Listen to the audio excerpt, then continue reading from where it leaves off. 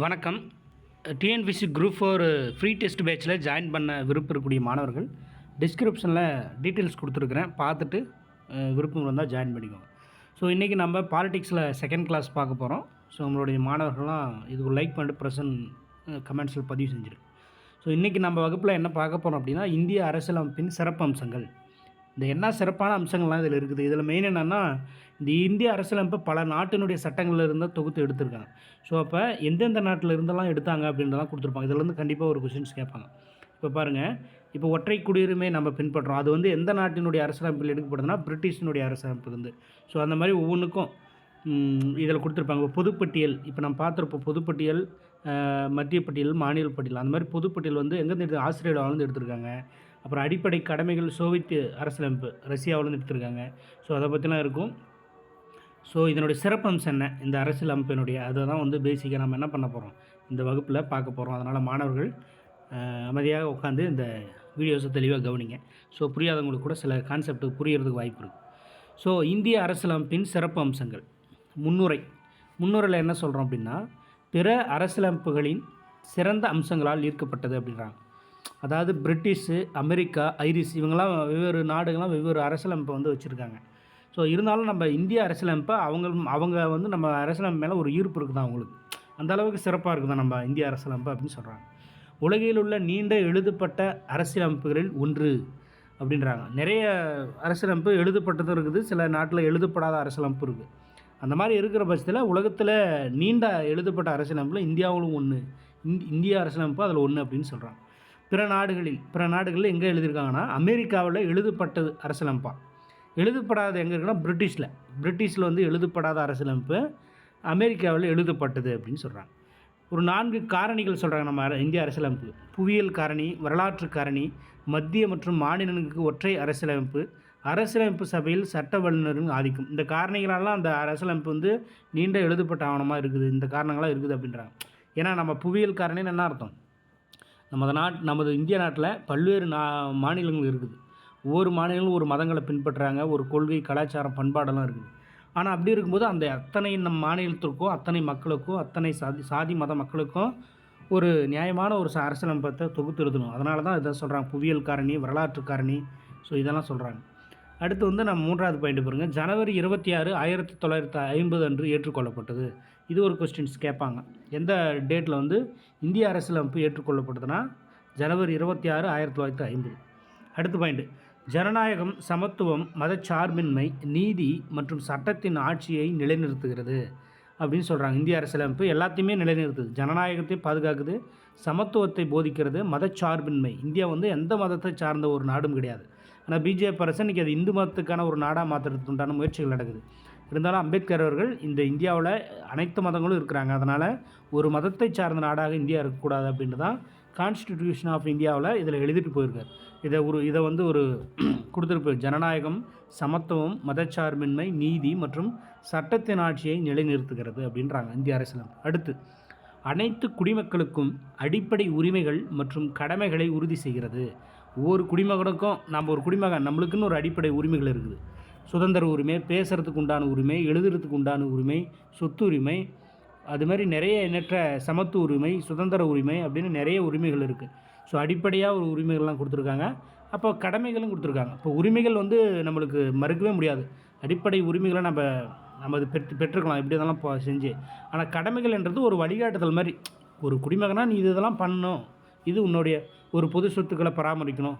இப்போ உங்கள் ஊர் பகுதியில் ஒரு ஏரி நிலங்களை வந்து ஒரு பொது ஏரி வந்து பொதுவாக இருக்குது, ஊருக்கு பொதுவாக இருக்குது. அதை யாராவது ஒருத்தர் ஆக்கிரமிப்பு பண்ணுறாங்கன்னா அந்த ஏரி வந்து உனக்கானது அப்படின்னு நினச்சி நீ அதை பாதுகாக்கிறது உன்னுடைய கடமை அப்படின்னு சொல்கிறாங்க. அடுத்து, இந்தியாவின் வளமான கலாச்சார, சமூக மற்றும் வரலாற்று பன்முகத்தன்மையை கொண்டுள்ளது. இந்தியாவில் கலாச்சாரங்கள் பல வகையான கலாச்சாரங்கள் இருக்குது, பல வகையான சமூகங்கள் இருக்குது. வரலாறுமே ஒவ்வொரு சமூகங்களுக்கும், ஒவ்வொரு மதத்துக்கும், ஒவ்வொரு சாதிக்கும் வரலாறு இருக்குதுன்னு சொல்லி பன்முகத்தன்மையாக கொண்டது. அதனால் அதுக்கு தகுந்த மாதிரி அரசியலமைப்பு எழுதியிருக்காங்க. அடுத்து 7வது பாயிண்ட், பல மொழி, பல மத மற்றும் பல இன சமூகத்தின் தேவைகளுக்கு ஏற்ப வடிவமைக்கப்பட்டுள்ளது. இப்போ என்ன சொன்ன லைன் தான். பல மொழிகள் வாழ்கிறாங்க, பல மதங்கள் மக்கள் வாழ்கிறாங்க, பல இன சமூகத்தினுடைய மக்கள் வாழ்கிறாங்க. அதனால் இவங்க எல்லாத்துக்கும் தேவைக்கேற்ப வடிவமைக்கப்பட்டிருக்கு. யாரும் இப்போ அதிகமாக வாழக்கூடிய மக்களுக்காக ஃபேவராக எழுதலை. அதிகமாக வாழக்கூடிய மக்கள், குறைவாக சிறுபான்மையினர் இருக்கக்கூடிய மக்கள், எல்லாத்துக்காகவும் ஒரு தேவைகளை பூர்த்தி செய்யக்கூடியதாக தான் இந்த அரசியலமைப்பு சட்டத்தை உருவாக்கியிருக்காங்க. அதான் இதனுடைய சிறப்பம்சங்கள் முன்னில். அடுத்து பல்வேறு மூலங்களிலிருந்து பெறப்பட்டது. இந்த அரசியலமைப்பை எப்படி எழுதுனாங்க அப்படின்னா, புரட்சியாளர் அம்பேத்கர் என்ன பண்ணாருன்னா, பல நாடுகளுக்கு சுற்றுப்பயணம் மேற்கொள்கிறார். கிட்டத்தட்ட என்ன சொல்லலாம் 60 நாடுகள் நினைக்கிறேன், அது சரியாக படிப்பு நம்ம. அதாவது பல நாடுகளுக்கு சுற்றுப்பயணம் மேற்கொண்டு ஒவ்வொரு நாட்டினுடைய அரசியலமைப்பெலாம் ஆராய்ஞ்சு பார்த்துட்டு எதெல்லாம் நம்ம நாட்டினுடைய நிலைமைக்கு தகுந்தது, நம்ம நாட்டு மக்கள். இப்போ எல்லா நாட்டிலையும் பன்முகத்தன்மை கொண்ட நாடு இந்தியா தான். மற்ற நாடுகள்லாம் ஒவ்வொரு நாடும் ஒவ்வொரு மதத்துக்கு ஃபேவராக இருக்கும். அங்கே வந்து அந்த ஒரே மதத்தை சேர்ந்த மக்கள் அதிகமாக இருப்பாங்க, அவங்களுக்கான சட்டத்திட்டங்கள் இருக்கும். ஸோ இந்தியா வந்து எல்லா சாதி மதங்கள் இருக்கிறாங்க. அதனால் இந்தியாவுக்கு என்னென்னலாம் தேவை, ஒவ்வொரு நாட்டிலையும் எந்தெந்த நாட்டில் முக்கியமான நம்மளுக்கு தேவையானதெல்லாம் தொகுத்து எழுதுனாங்க. ஸோ அந்த மாதிரி இந்த கொஸ்டின்ஸ் கேட்பாங்க. அந்த மாதிரி இப்போ இந்திய அரசு சட்டம் அப்படின்னு நம்ம ஒரு சட்டம் போன வகுப்பில் படிச்சிருப்போம். ஸோ அந்த முதல் வகுப்பில் இந்திய அரசு சட்டத்தை பற்றி படிச்சிருப்போம். ஸோ அந்த சட்டத்தில் சில இதெல்லாம் கொண்டாங்க, அதில் இருந்தெல்லாம் சில இதை அரசியலமைப்பு சேர்த்திருக்காங்க. இப்போ கூட்டாட்சி நீதிமன்றம், கவர்னர் அலுவலகம். இப்போ கூட்டாட்சி நீதிமன்றம்னு என்ன அர்த்தம்? உச்சநீதிமன்றம் இருக்குது, உயர்நீதிமன்றம் இருக்குது. இப்போ உயர்நீதிமன்றத்தில் ஒரு வழக்கு வந்து உனக்கு சரியில்லைன்னா உச்சநீதிமன்றத்துக்கு நம்ம மேல்முறையீடு செய்கிறோம். இறுதிக்கட்ட உச்சபட்ச அதிகாரம் உச்சநீதிமன்றம். இப்போ தமிழ்நாட்டில் ஒரு வழக்குக்கு தீர்ப்பு சொல்லிட்டாங்கன்னா அதை மேல்முறையீடு செய்யலாம். அதுதான் அந்த கூட்டாட்சி நீதிமன்றம் அப்படின்னு சொல்கிறது. இப்போ தமிழ்நாட்டில் ஒரு முடிவு பண்ணிட்டாங்கன்னா தமிழ்நாட்டோடய நின்று தமிழ்நாட்டில் உயர்நீதிமன்றம் ஒரு தீர்ப்பு சொல்லிட்டாங்கன்னா அவ்வளோதான், ஃபைனல் ஜட்ஜ்மெண்ட் இதுதான், இதுக்கு மேலே ஒன்றுமே பண்ண முடியாது அப்படின்னா தான் அது வந்து ஒரு மாநிலத்துக்கு உண்டான நீதிமன்றம், அது மட்டும் பவர். கூட்டாட்சின்றது மாநிலத்துக்கும் பொருந்தும், இன்னும் ஒன்றிய அளவிலுமே அதை வந்து நம்ம தீர்த்துக்கலாம். அதனால தான் கூட்டாட்சி நீதிமன்றம் அப்படின்னு சொல்கிறாங்க. அடுத்து கவர்னர் அலுவலகம். கவர்னர்னு யார்? இப்போ பிரசிடெண்ட்டு. நம்ம இங்கே தமிழகத்தில் ஆளுநர் சொல்லுவோம், ஒவ்வொரு மாநிலத்துலேயும் இந்திய அளவில் வந்து குடியரசுத் தலைவர். அவருடைய அலுவலகம், அவருக்குன்னு ஒரு அலுவலகம் வேணும் அப்படின்னு அது சட்டத்தில் எழுதுனது இந்திய அரசு சட்டத்தை பின்பற்றி தான், இந்த சட்டத்தை பின்பற்றி. அடுத்து நீதித்துறை, பொது சேவை ஆவணங்கள், அவசரகால ஏற்பாடுகள், நிர்வாக முறை, இது எல்லாமே இந்திய அரசு சட்டம் 1935 பின்பற்றி எழுதப்பட்டாங்க. இதெல்லாம் ஞாபகம் வச்சுக்கணும், அதுக்கு எதாவது கோடு வச்சு பண்ணி படிச்சுக்கணும். அடுத்து பிரிட்டிஷ் அரசியலமைப்பு. பிரிட்டிஷ் நாடு இருக்குதுல, அந்த நாட்டினுடைய அரசியலமைப்பிலிருந்து என்னென்ன விஷயங்களை நம்ம நாட்டு அரசியலமைப்புக்காக எடுத்துக்கினாங்கன்னா, நாடாளுமன்ற அரசாங்கம். இப்போ நம்ம இந்தியா வந்து ஒரு நாடாளுமன்ற அரசாங்கமாக இருக்குது. நாடாளுமன்றம்னா மக்களவை மாநிலங்களவை இரண்டாவே இருக்கு பாரு, அந்த மாதிரி ரெண்டாவே வச்சுக்கலாம். ஒரு நாடாளுமன்றம் கொண்டு வந்து மக்களால் தேர்ந்தெடுக்கப்பட்ட பிரதிநிதிகளை வச்சு நீங்கள் ஆட்சி நடத்தலாம், நிர்வாகத்தை பார்க்கலாம் அப்படின்னு பிரிட்டிஷினுடைய அரசியலமைப்பில் தான் நாடாளுமன்ற அரசாங்கம் அப்படின்ற அந்த முறையை எடுத்துட்டாங்க. அடுத்து சட்டத்தின் ஆட்சி. சட்டத்தின் ஆட்சினா இந்திய கான்ஸ்டியூஷன் என்ன சொல்லுதோ அதுபடி தான் இந்த இந்திய நாட்டு ஆட்சி இருக்கணும். ஒவ்வொரு விஷயங்களும் உச்சநீதிமன்றம் ஒரு தீர்ப்பு சொல்லணும்னாலும் அரசியலமைப்பு சட்டத்துக்கு உட்பட்டதா அப்படின்னு பார்த்து தான் தீர்ப்பு சொல்லணும். அவங்கள இஷ்டத்துக்கு இப்போ வந்து இந்துக்களுக்குன்னு ஒரு மனுஸ்மிருதின்னு இருக்குது, முஸ்லீம்களுக்கு குரான் இருக்குது, கிறிஸ்டியனுக்கு பைபிள்னு இருக்குது. இப்போ ஒரு ஃபைனல் ஜட்ஜ்மெண்ட் கொடுக்குறாங்க, ஏதாவது சட்டங்கள் கொண்டு வராங்கனாலும் ஒன்று மனுசுரிமையை பார்த்து கொண்டு வரக்கூடாது, இல்லைனா பகவத்கீதையை பார்த்து கொண்டு வரக்கூடாது, அதேமாதிரி பைபிள் குரானை பார்த்து கொண்டு வரக்கூடாது. அரசியலமைப்பு சட்டம் இந்தியாவுக்காக கான்ஸ்டியூஷன் ஆஃப் இந்தியா அப்படின்னு அம்பேத்கர் அவர்கள் உருவாக்குற அந்த சட்டத்தின் மூலயமா தான் ஆட்சியை நடத்தணும். தீர்ப்பு சொல்லணுனாலும் சரி, பிரச்சனைகள் தீர்வு காணணுனாலும் சரி, அதனால தான் சட்டத்தின் ஆட்சி அப்படின்றாங்க. அடுத்து சட்டமன்ற நடைமுறை. ஒரு சட்டமன்றம் எப்படிலாம் நடக்கணும், சட்டமன்றத்துக்குள்ள பிரதிநிதிகளை எப்படி தேர்ந்தெடுக்கணும் அப்படின்ற அந்த முறையெல்லாம் பிரிட்டிஷ் அரசாங்கம் தான் அதை பின்பற்றினாங்க. அப்புறம் ஒற்றை குடியுரிமை, அமைச்சரவை முறை, தனித்துவ நீதி பேராணைகள், இதெல்லாம். இந்த ஒற்றை குடியுரிமை இந்த எக்ஸாமில் கேட்டிருப்பாங்க, பார்த்துருப்பீங்க. இந்தியா வந்து ஒரு கூட்டுக்காரங்களை ஒன்று கேட்டாங்க பாருங்கள். ஸோ அப்போ நாடாளுமன்ற அரசாங்கம், சட்டத்தின் ஆட்சி, சட்டமன்ற நடைமுறை, ஒற்றை குடியுரிமை, அமைச்சரவை முறை, தனித்துவ நீதி பேராணைகள். ஸோ இதை பற்றிலாம் நம்ம டீட்டெயிலாக படிப்போம். இது வந்து பேசிக்காக நம்ம சொல்கிறோம், இதெல்லாம் இங்கே எடுத்து தெரிஞ்சுக்குவாங்க. அடுத்து நாடாளுமன்ற சலுகைகள், அப்புறம் இரு அவை முறை. நாடாளுமன்றத்தில் மக்களவை, மாநிலங்களவை, அந்த இரு அவை முறை, இது எல்லாமே பிரிட்டிஷினுடைய அரசியலமைப்புலேருந்து எடுத்தது. அடுத்து அமெரிக்க அரசியலமைப்புலேருந்து என்னென்ன எடுத்தாங்கன்னா அடிப்படை உரிமைகள், ரொம்ப முக்கியம். அடிப்படை உரிமைகள் எங்கேருந்து எடுத்தாங்கன்னா அமெரிக்காவில். அடுத்து நீதித்துறையின் சுதந்திரம். நீதித்துறையின் சுதந்திரம்னா என்னென்னா, இப்போ ஒரு ஹைகோர்ட் ஜட்ஜ் இருக்கார், இல்லை சுப்ரீம் கோர்ட் ஜட்ஜ் இருக்கார். அவர் வந்து இப்போ வந்து இங்கே ஹைகோர்ட்டுனா நம்ம சென்னையில் இருக்கிற நீதிபதி வந்து சிஎம்மோட பர்மிஷனோட தான் ஒரு தீர்ப்பு சொல்லணும்னு கிடையாது. ஒரு நீதிமன்றம் அவங்க அரசியலமைப்பு படிச்சிருக்காங்க, அதுக்காக படிச்சுட்டு வந்திருக்காங்க. ஸோ அரசியலமைப்பு சட்டத்தை எடுத்துகிட்டு தகுந்த ரீசன் எல்லாம் இருந்தால் அரசியலமைப்பு சட்டத்தில் அதுக்கு இடம் இருந்தால் அது தவறுன்னு சுட்டி காட்டிருந்தால் அதுக்குன்னு ஒரு லா இருக்குது இல்லையா. குற்றத்துக்குன்னு ஒரு லா இருக்குது, உரிமையில் நீதித்துக்குன்னு ஒரு லா இருக்குது. அந்த லாவெலாம் படிச்சுட்டு வந்திருப்பாங்க. ஸோ அந்த லா படியும் அரசியலமைப்பு சட்டத்துக்கு உட்பட்டு இருக்குதா இல்லைன்னு ஆராய்ஞ்சு பார்த்து அவங்க முடிவு எடுத்துக்கலாம். இது வந்து சிஎம் சொல்லணும், இல்லை ஒரு குடியரசுத் தலைவரோ இல்லை அது பிரதமரோ அவங்களுடைய பர்மிஷனோட தான் ஒரு தீர்ப்பு சொல்லணும் அப்படி கிடையாது. நீதித்துறை அவங்க சட்டப்படி சரின்னா தீர்ப்பு சொல்லலாம். அதுதான் நீதித்துறையின் சுதந்திரம் அப்படின்னு. இது அமெரிக்காவில் இருந்திருக்கு, அந்த பின்பற்றிட்டாங்க. அடுத்து நீதித்துறை மறு ஆய்வு. ஒரு இது கொடுத்துட்டாங்கன்னா அது மறு ஆய்வு செய்யலாம். இது தப்பாக இருக்குது அப்படின்னு மேல்முறையீடு செல்கிறது தான் மறு ஆய்வுன்றது. அடுத்து ஜனாதிபதி மீதான குற்றச்சாட்டு. ஜனாதிபதி குடியரசுத் தலைவர் மேலேயே ஒரு குற்றச்சாட்டை ஏற்படுத்தலாம். ஸோ அது வந்து அமெரிக்க அரசியலமைப்பு பின்பற்றினாங்க. அடுத்து உச்சநீதிமன்றம் மற்றும் உயர்நீதிமன்ற நீதிபதிகளின் பதவி நீக்கம். இப்போ உச்சநீதிமன்றம் உயர்நீதிமன்ற நீதிபதிகள் தான் உச்சபட்ச அவங்க தான் வந்து இந்த மாதிரி விஷயங்களை சொல்லலாம். ஆனால் அவங்களையும் பதவி நீக்கம் செய்யலாம். அவங்களும் ஏதாவது தவறு செய்வாங்க, அவங்களுக்கே சில விதிகளுக்கு உட்பட்டு மீறிட்டாங்கன்னா அவங்களுக்கும் பதவி நீக்கம் செய்யலாம். அதை வந்து குடியரசுத் தலைவர் பவர் இருக்கும். அதெல்லாம் பின்னாடி நம்ம படிப்போம். ஸோ அப்போ அது வந்து சொல்லியிருக்காங்க. அடுத்து துணை ஜனாதிபதி பதவி, துணை குடியரசுத் தலைவர். இப்போ கூட நடந்துச்சு பாரு தேர்தல், இதுவும் அமெரிக்காவை பின்பற்றி தான் இங்கே எழுதப்பட்டது. அப்போ அடிப்படை உரிமைகள், நீதித்துறை சுதந்திரம், நீதித்துறை மறு ஆய்வு, ஜனாதிபதி மீதான குற்றச்சாட்டு, உச்சநீதிமன்றம் மற்றும் உயர்நீதிமன்ற நீதிபதிகள் பதவி நீக்கம், துணை ஜனாதிபதி பதவி, இதெல்லாம் அமெரிக்காவினுடைய அரசியலமைப்புலேருந்து எடுக்கப்பட்டது. அடுத்து கனடா நாட்டிலேருந்து என்னென்ன எடுத்தாங்கன்னா வலுவான மத்திய அரசு, அதாவது கூட்டாட்சி அப்படின்னு கனடா நாட்டினுடைய அரசியலமைப்பு எடுத்தாங்க. அடுத்து மத்திய அரசின் எஞ்சிய அதிகாரம். மத்திய அரசுக்கு என்னென்ன எஞ்சிய அதிகாரம் இருக்குதோ அதெல்லாம் சொல்கிறாங்க. அப்புறம் மத்திய அரசால் ஆளுநரை நியமித்தல். இப்போ வந்து நம்ம ரவியை நியமிக்கிறாரு பாருங்க, யார் ரவியை நியமிக்கிறாங்கல்ல, அது வந்து மத்திய அரசு தான் நியமிக்குது. மத்திய அரசுன்றது யார்? இங்கே இருக்கிற மோடி அரசு. அவங்க யாரை ஃபிக்ஸ் பண்ணுறாங்களோ அவங்க நினைக்கிற ஆளை தான் ஒவ்வொரு ஸ்டேட்லேயுமே நம்ம ஆளுநர் நியமிக்க முடியும். இது கனடாவோட பின்பற்றிருக்காங்க. அடுத்து எஸ்சியின் ஆலோசனை அதிகார வரம்பு. எஸ்சியின் ஆலோசனை ஷெட்யூல் காஸ்ட், அந்த பட்டியலின மக்களுக்கு உண்டான ஆலோசனை அதிகார வரம்பு. அவங்களுக்கு என்னென்ன ஆலோசனை அதிகாரம் இருக்குதோ அதை பற்றிலாம் விவரிக்கிறது அந்த கனடாவோட அரசியலமைப்பு பின்பற்றி எழுதியிருக்காங்க. அடுத்து ஐரிஷ் அரசியலமைப்பு. இது வந்து அரசுக்கு வழிகாட்டும் நெறிமுறை கோட்பாடுகள் அப்படின்னு சொல்லலாம். அரசுக்கு நெறிமுறை கோட்பாடுகள் என்னென்னா, ஒரு அரசு இந்த நாட்டை நடத்துது, இப்போ ஒரு ஸ்டேட் கவர்மெண்ட்டோ இல்லை சென்ட்ரல் கவர்மெண்ட்டோ இருக்குதுன்னா அவங்களுக்கு வழிகாட்டுது அரசியலமைப்பு. இதெல்லாம் இப்படி பண்ணுங்கள், இதெல்லாம் இப்படி பண்ணலாம் அப்படின்னு அரசியலமைப்புக்கு சில வழிகாட்டு நெறிமுறைகளையுமே இந்த அரசியலமைப்பு கொடுக்குது அந்த ஆட்சிக்கு. ஸோ அது ஐரிஷில் எடுத்துருக்காங்க. அடுத்த மாநிலங்களவைக்கு நியமனம். இப்போ மக்களவை நம்ம பார்த்துருப்போம். இப்போ மாநிலங்களவை இப்போ வந்து வைகோ, அப்புறம் அன்புமணி இவங்கெல்லாம் போயிருக்காங்க பாரு. இப்போ கமலஹாசன் போயிருக்காரு பாருங்கள். கமலஹாசனும் நம்ம எம்பின்னு சொல்லுவோம். ஆனால் எம்பியை நம்ம கமலஹாசனுக்கு ஓட்டு போட்டு வின் பண்ண வைக்கல. ஆனால் கமலஹாசன் எம்பி ஆகிட்டார். ஆனால் அவர் பாராளுமன்றத்தில் எம்பி. ஆனால் மக்களவையாக மாநிலங்களவைனா மாநிலங்களவையில் இருக்கார். மாநிலங்களவை மேலவைன்னு சொல்லுவோம், மக்களவை கீழவைன்னு சொல்லுவோம். ஸோ அதனால் அந்த மாநிலங்களவை நியமனம் தான் இந்த ஐரிஷ் அரசியலமைப்பில் எடுக்கப்படுது. அடுத்து ஜனாதிபதியின் தேர்தல் முறை, இதெல்லாமே அங்கே எடுத்திருக்காங்க. ஜனாதிபதி தேர்தலை எப்படி நடத்தலாம், யார் ஓட்டு போடணும், எந்த முறையில் அது நடத்தணும் அப்படின்றது எல்லாமே ஐரிஷ் அரசியலமைப்புலேருந்து எடுத்துக்கினாங்க. அடுத்து ஆஸ்திரேலிய அரசியலமைப்பு, அதிலேருந்து என்ன எடுத்தாங்கன்னா பொதுப்பட்டியல். பொதுப்பட்டியல்னால் என்ன அர்த்தம்? மொத்தம் 3 வகையான பட்டியல் நான் பார்த்துருப்போம்.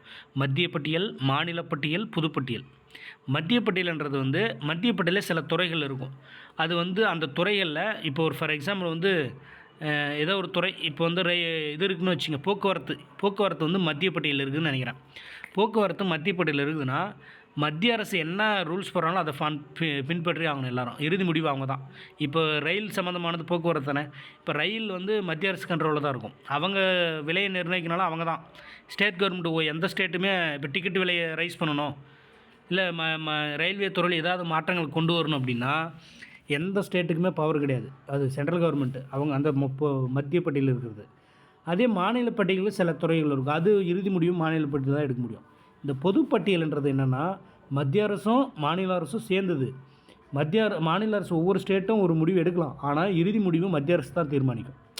அப்போ கல்வி ஒரு காலத்தில் வந்து மாநில பட்டியல் இருந்தது. அப்போ ஒவ்வொரு ஸ்டேட்டும் அவங்களுக்கு உண்டான கல்வி திட்டங்களை வகுத்துக்கலாம், அவங்களுக்கு தகுந்த மாதிரி நடத்திக்கலாம்.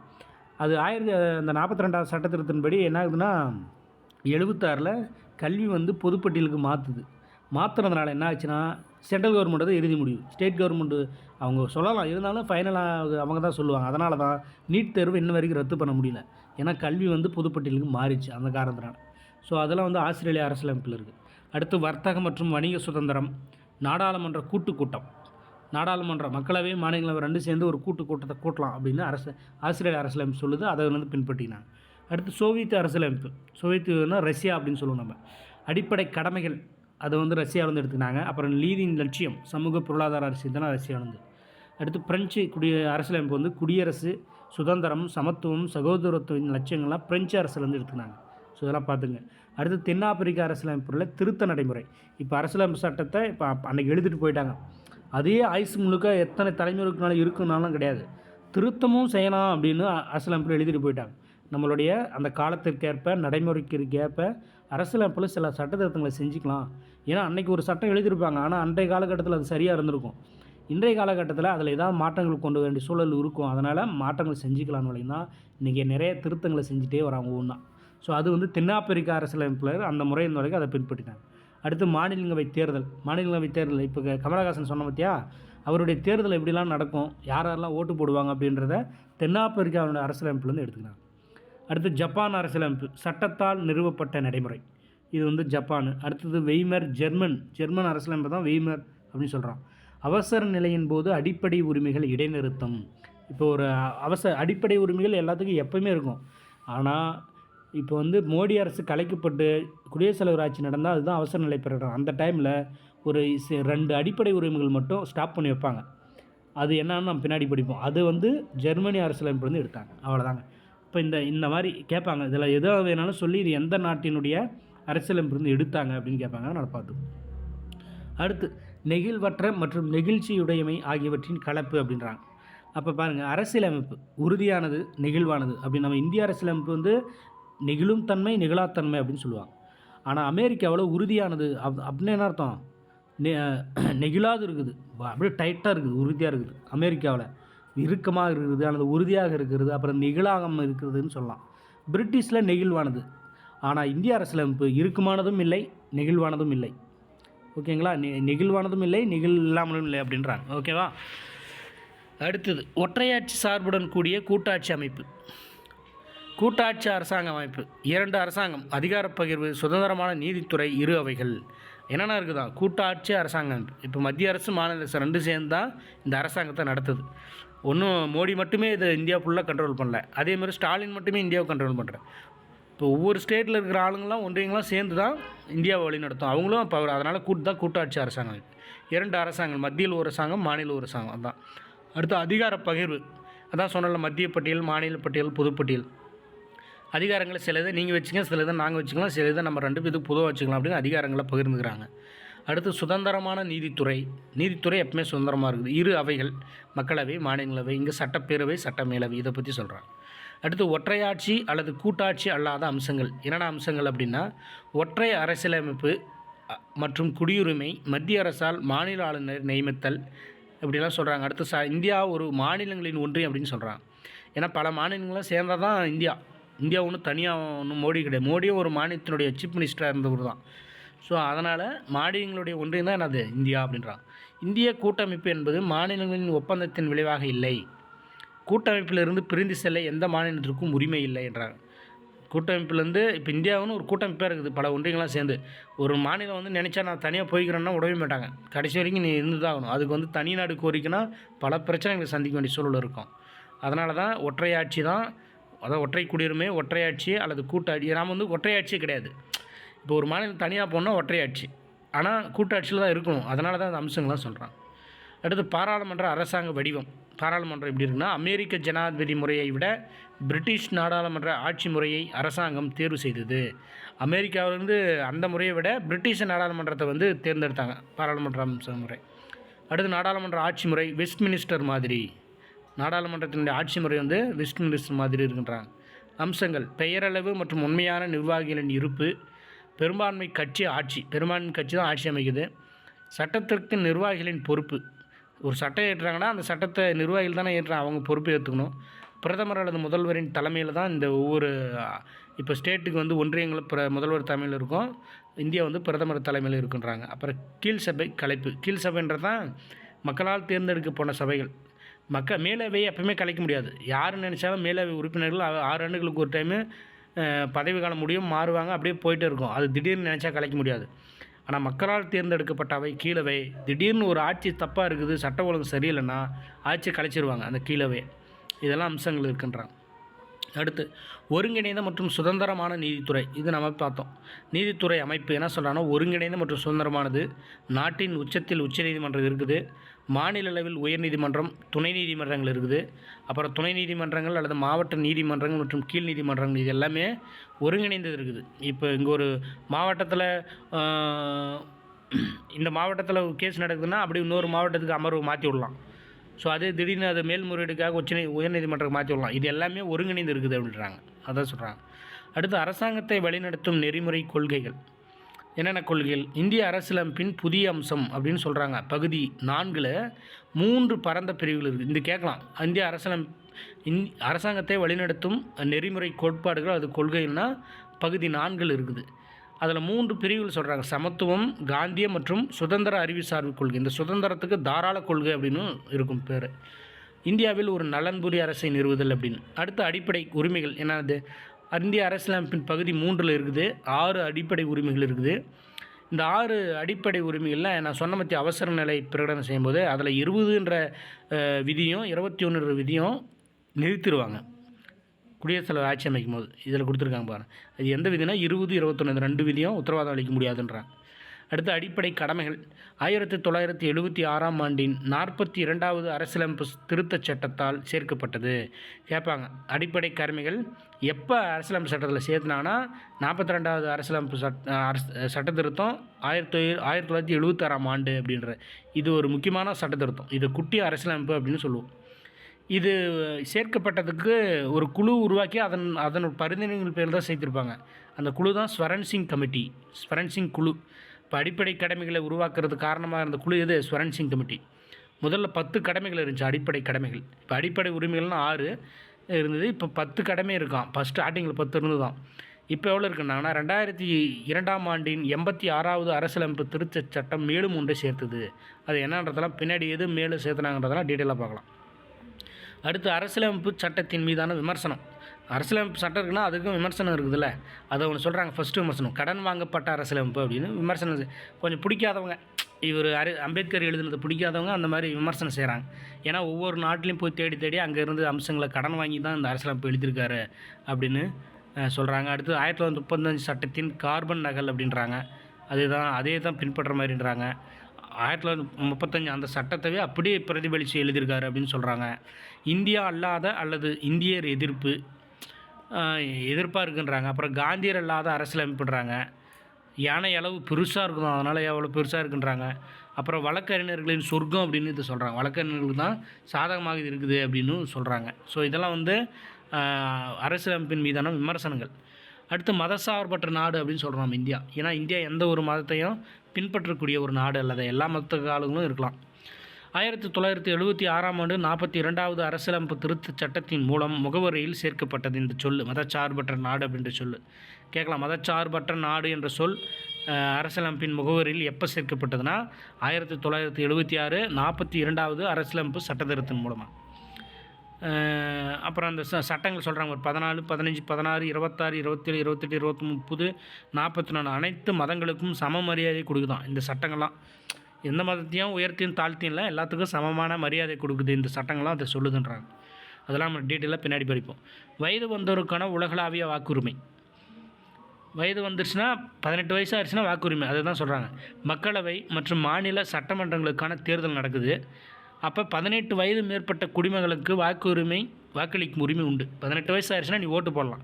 ஒன்று மக்களவைக்கும் போடலாம், மாநில சட்டமன்றங்களுக்கும் போடலாம். அதாவது எம்பி எலெக்ஷன், எம்எல்ஏ எலெக்ஷன், அதுதான் சொல்கிறாங்க. இப்போ பாருங்கள், 1988ஆம் ஆண்டின் 61வது அரசியலமைப்பு திருத்தச் சட்டம் வாக்களிக்கும் வயது 21லிருந்து 18ஆக குறைச்சான். அதாவது 1989 எலெக்ஷன் நடக்குது, அப்போ 21லேருந்து 18 வயசு குறைந்தவங்களாம் ஓட்டு போடலாம். அது எந்த சட்டத்தின் மூலமாக? 1988ஆம் ஆண்டின் 61வது திருத்த சட்டத்தின் மூலமாக. இதெல்லாம் பார்த்து வச்சுன்னு கேட்பாங்க இந்த மாதிரிலாம். வாக்களிக்கும் வயது 21லேருந்து 18 எப்போ குறைச்சாங்கன்னா 1988 இல்லை 89, 2 எதுனா ஒன்று. ஓகே, அடுத்து ஒற்றை குடியுரிமை.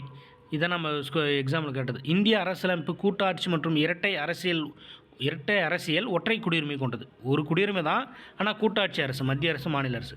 இப்போ மத்திய அரசுக்குன்னு ஒரு குடியுரிமை, மாநில அரசுன்னு குடியுரிமை அப்படிலாம் கிடையாது. ஒரே குடியுரிமை தான், ஒற்றை குடியுரிமை தான். அதேமாதிரி அதே அரசியல் மற்றும் குடிமை உரிமைகள் அதுதான் சொல்கிறாங்க, வேறு ஒன்றும் இல்லை. அடுத்து அவசர கால ஏற்பாடுகள். எந்த ஒரு அசாதாரண சூழ்நிலையிலும் ஜனாதிபதியால் திறம்பட எதிர்கொள்ள முடியும் அப்படின்றாங்க. அவசர நிலை இப்போ திடீர்னு ஏதாவது ஆட்சியில் வந்து ஒரு சட்ட ஒழுங்கு சீர்கேடு ஆயிடுச்சு, கண்ட்ரோல் பண்ண முடியல. இப்போ மோடியால் இந்த இந்திய நாட்டை வந்து கண்ட்ரோல் பண்ண முடியல. இப்போ சமீபத்தில் நேபாளத்தில் நடந்தது பாருங்கள். அங்கே வந்து மக்கள் பண்ண எதிர்ப்புனால அந்த நாட்டை கண்ட்ரோல் பண்ண முடியாதனால இப்போ ஜனாதிபதி ஆட்சி நடக்குது. ஸோ அந்த மாதிரி நம்மளுக்கு நடந்துச்சுன்னா எந்த ஒரு அசாதாரண சூழ்நிலையிலும் ஜனாதிபதியால் திறம்பட எதிர்கொள்ள முடியும். அந்த மாதிரி அரசியலமைப்பு சட்டம் எழுதி போயிருக்கு. இப்போ ஏதோ ஒரு அசாதாரண சூழ்நிலை வந்துச்சுன்னா இப்போ அதுக்கு தான் குடியரசுத் தலைவர் போஸ்டிங்காக போட்டிருக்காங்க. இப்போ குடியரசுத் தலைவர் போஸ்டிங் போடவே அப்படின்னா இப்போ திடீர்னு சட்டம் ஒழுங்கு சீர்குலைச்சுன்னா திடீர்னு அவங்கள ஆட்சியை இழக்கும்போது அது யார் அந்த குறிப்பிட்ட நாளில் எடுத்து நடத்துறது? இப்போ மோடி வந்து அவருக்கே விருப்பப்பட்டு மக்கள் எல்லாமே எதிர்ப்பு கிளம்பிட்டாங்க, நான் ராஜினாமா பண்ணிக்கிறேன்னு வந்துட்டார்னா, அப்போ மீதி இருக்கக்கூடிய அடுத்த ஆட்சி அமைக்கிற வரைக்கும் யார் அந்த நாட்டை வழி நடத்துறது? அதுக்காக தான் குடியரசுத் தலைவரை போடுறது. அதே மாதிரி தான் இங்கே ஆளுநரை போடுறது. அந்த ஒரே ஒரு வேலைக்கு தான் மெயினாக அவங்களுக்கு. அப்புறம் இதே மாதிரி சட்டம் எது இருந்தாலும் அவருடைய ஒப்புதல் தான் வரணும். இதெல்லாம் நிறைய இருக்கும். ஸோ இப்போ அதில் என்ன சொல்கிறாங்கன்னா, தேசிய அவசர நிலை சட்டம் விதி 352 இந்த விதிகள்லாம் ரொம்ப முக்கியமானது. இந்த சட்டத்தின்படி தான் இப்போது நம்ம நாட்டில் இந்திய அளவில் ஒரு அவசர நிலை சட்டம் உருவாக்கணும் அப்படின்னா இந்த விதிப்படி தான் பண்ணுவாங்க. அவசர கால நிலையை அறிவிப்பாங்க. அடுத்து மாநில அரசுக்கு ஒன்று விதி 356 365 ரெண்டுத்தில் அப்படின்னு சொல்கிறாங்க. அப்புறம் நிதி அவசர நிலை சட்டம் 360. இப்போ நிதி சார்ந்து ஏதாவது பிரச்சனைகள் வந்துச்சுனாலும் அதுக்கு ஒரு அவசர நிலை பிரகடனத்தை அறிவிக்கலாம். அது 360. அடுத்து 3 அடுக்கு அரசு. 3 அடுக்கு அரசுனா என்னது? நம்ம பஞ்சாயத்து ராஜ்னு சொல்லுவோம். நம்ம உள்ளாட்சி அமைப்பு, கிராம பஞ்சாயத்து, ஊராட்சி ஒன்றியம், மாவட்ட பஞ்சாயத்து அப்படிலாம் அதை பற்றி அதுக்காக ஒரு சட்டங்களாக கொண்டு வந்தாங்க. 1992ஆம் ஆண்டின் 74வது அரசியலமைப்பு திருத்தச் சட்டம். இதில் பஞ்சாயத்துகள், கிராம உள்ளாட்சி, இதில் புதிய பகுதியை சேர்க்குறாங்க. பகுதி 9 மற்றும் புதிய அட்டவணை 11. 10 அட்டவணைகள் இருந்துச்சா, இப்போ 11 அட்டவணை சேர்த்துட்டு பகுதி 9ன்னு ஒன்று புதுசாக ஆட் பண்ணுறாங்க. 1992ஆம் ஆண்டின் 74வது அரசியலமைப்பு திருத்தச் சட்டம் மூலியமாக பஞ்சாயத்து ராஜ்யங்களுக்குன்னு புதுசு சட்டங்களை கொண்டு வராங்க. அதான் அந்த 3 அடுக்கு அரசு அப்படின்றது, 3 அடுக்கு பஞ்சாயத்துன்னு. அடுத்து நகராட்சிகளுக்கும் அவங்களுக்குன்னு ஒரு சட்டங்களை கொண்டு வரது தான் பகுதி வந்து 9A. அது வந்து பஞ்சாயத்துகளுக்கும் 9, நகராட்சிகளுக்கும் 9A. அது 11வது அட்டவணை, இது 12வது அட்டவணை. அவ்வளோதாங்க. இதெல்லாம் வந்து இப்போ இதுதான் அரசியலமைப்புடைய சிறப்பம்சங்கள். இதெல்லாம் நம்ம இன்றைக்கி ஓரளவுக்கு பார்த்தோம். இதனுடைய பிடிஎஃப் வந்து டிஸ்கிரிப்ஷனில் கொடுக்குறேன், டவுன்லோட் பண்ணிக்க. அதேமாதிரி நம்ம ஸ்டூடெண்ட்ஸ் குரூப்பில் அனுப்பிவிட்றேன். அடுத்த வகுப்பில் அடுத்தடுத்து என்ன இருக்குன்றதை பார்க்க போகிறோம். ஸோ தொடர்ச்சியாக பாருங்கள். முக்கியமான கண்டிப்பாக தேவையான ஒரு கிளாஸஸ் தான். ஸோ அதனால் பயன்படுத்திக்கோங்க. நன்றி, வணக்கம். ஒரு லைக் பண்ணிவிட்டு சப்ஸ்கிரைப் பண்ணிக்கோங்க புதுசாக பார்க்குறவங்க. அதேமாதிரி மற்ற நபர்களுக்கு இதை பகிர்ந்து விடுங்க. மீண்டும் அடுத்த கிளாஸில் சந்திப்போம். நன்றி, வணக்கம்.